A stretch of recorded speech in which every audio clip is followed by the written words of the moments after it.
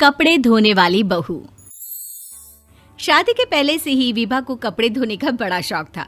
कभी नल के नीचे तो कभी तालाब के पास। अरे मेरी नीली वाली लुंगी नहीं दिख रही है। विभा की अम्मा, कहाँ रखी है लुंगी? अरे वो तो विभा ने परसों ही धोकर रखी थी आपकी अलमारी में, देखो वहीं होगी। वो ना मैंने आज धो दी, मुझे लगा कि गंदी हो गई होगी। अरे कैसे गंदी हो गई थी? उसे तो मैंने पहना भी नहीं। हे भगवान, इस लड़की के कपड़े धोने की आदत से परेशान हो गया हूँ मैं। जितना तो घर में राशन नहीं आता, उससे कहीं ज्यादा डिटर्जेंट पाउडर का खर्चा है। इसकी शादी करवा दो, शादी जाए अपने घर में ही करे काम, फिर चाहे घर के कपड़े धोने हो या पूरे गांव के। हाँ ठीक बोल रही हूँ, देखता हूँ मैं कोई लड़का। वो दिन भी आ जाता है जब विभा को देखने लड़के वाले आ जाते हैं। लड़की मुझे अच्छी लगी।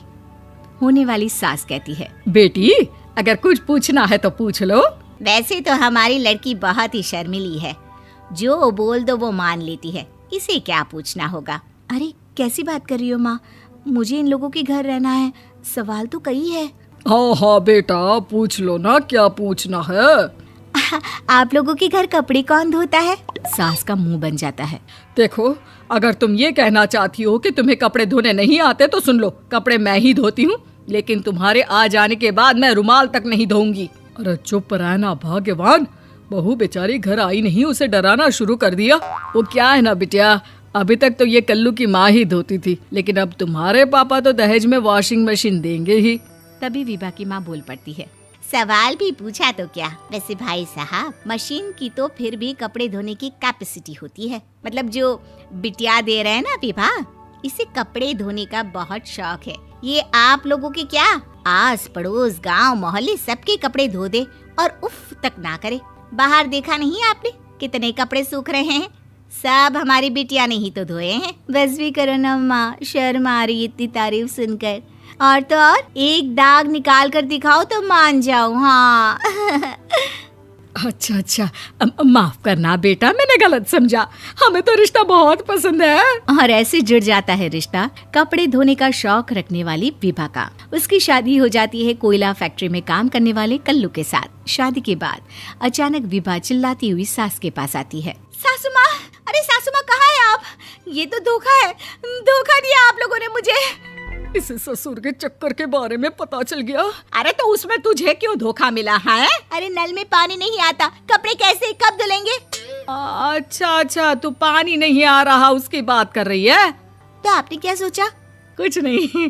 अच्छा, तेरी माँ ने कहा था कि कपड़े धोने का शौक है तुझे, याद आया मुझे। शौक बोलकर कपड़े धोने वाले मेरे जुनून को कम ना आके सासू माँ, कपड़ा धोना मेरा गुरूर है। तभी पति भी वहाँ आ जाता है। अभी मैंने इसे सनी देओल की फिल्म दिखाई है, उसी के डायलॉग मार रही है माँ। अच्छा सुन, साफ साफ बता रही हूँ, पानी सुबह 4 से 6 और शाम को 10 से 12 आता है, समझी? विभा टाइमिंग सुनकर हैरान हो जाती है। ये क्या भूतों का मोहल्ला है? सुबह 4 बजे उठकर कौन कपड़े धोता है? 4 बजे टंकी में पानी जाता है, फिर सारा दिन धोना ना, किसने मना किया? अरे कैसी बात कर रही हैं? 200 लीटर की टंकी में कितने कपड़े धो लूंगी मैं? सुबह ही उठ जाऊंगी मैं। अब क्या था, विभा सुबह 4 से लेकर रात के 12 बजे तक कपड़े ही धोती रहती। एक रोज सास पड़ोस से निकलकर कहीं जा रही होती है कि साथ वाली कहती है, हाँ कल्लू की माँ, जरा ये बताओ कि 2 साड़ी है, 2 ब्लाउज और एक पेटीकोट और एक नाड़े वाला लंबा कच्छा। हाँ तो? अरे तो क्या, कितना लोगी धुलाई ये बताओ। धोबन दिख रहे हैं हम क्या? हमारे पति सरकारी नौकरी से अभी रिटायर हुए हैं और बेटा सुपरवाइजर है कोयला फैक्ट्री में। धोबन समझ रखा है हमें? हाय रे कल्लू की अम्मा, माफ कर दो, वो तो मोहल्ले में यही सब बता रहे थे कि तुमने बहू को कपड़ा धुलवाने के काम में लगा दिया है। सास को पड़ोसन की बात सुनकर गुस्सा आ जाता है। वो घर पहुंचती है जहां घर के बाहर ही इतने सारे कपड़े सूख रहे होते हैं जितने कि किसी धोबन के घर पर। अरे ओ कल्लू की दुल्हन, बाहर निकल। माँ जी यहीं आ जाओ, बाथरूम में चादर धो रहे हैं हम। अरे अभी हम धोते हैं, तुमको बाहर निकलो। ये आस पड़ोस वाले बोल रहे हैं कि हम बहू से कपड़े धुलवा कर उसे कपड़ा धोने वाली बना दिए हैं। अरे छोड़ो ना माँ जी, किन लोगों की बातों में आती हो?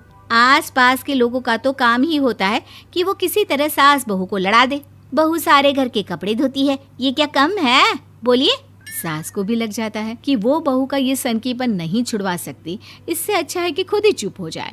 एक रोज सास और बहू मंदिर जाते हैं, जहाँ सास की साड़ी वहाँ खड़ी भीख मांगने वाली से मिलती है। माँ जी क्या बात है, आपकी साड़ी उस भिखारन से कितनी मिल रही है ना? हाँ हाँ, देखो तो दोनों की साड़ी मिल रही है। क्या बात है कल्लू की अम्मा, तुम खुद को तो अफसर की बीवी बताती हो और ऐसी सिंपल सी प्लेन साड़ी पहनकर घूमती हो। सिंपल और प्लेन नहीं है ये साड़ी। तो क्या सोने के धागे से फूल बने हैं? कुछ भी सासू माँ, कुछ भी। हाँ, बने थे इस साड़ी में सोने के धागे से फूल। मेरे पति लेकर आए थे मद्रास से स्पेशली मेरे लिए 10,000 की। ताहे भाई साहब इस भिखारन के लिए भी सेम टू सेम साड़ी लेकर आए होंगे 10,000 की। सास उस वक्त तो कुछ नहीं कहती, लेकिन बहू के साथ घर आती है और अलमारी से एल्बम निकाल कर लाती है। ये साड़ी देख रही है, ये वही साड़ी है जिसे मैंने अभी पहना था। इस साड़ी में ये जो चमकदार फूल दिख रहे हैं ना, ये सोने के धागों से काढ़े गए हैं। लेकिन तू लोकल वॉशिंग मशीन ब्रश से घिस घिस कर सारे फूलों को निकाल कर साड़ी प्लेन कर दी। मुझे माफ कर दीजिए सासू माँ। और तो और, जब मैंने तुझे तेरी गलती के लिए कुछ नहीं कहा, लेकिन तूने तो सबके सामने मेरा मजाक ही बना दिया। क्यों? बहू को समझ में आ जाता है कि अब से उसका कपड़े धोना बंद।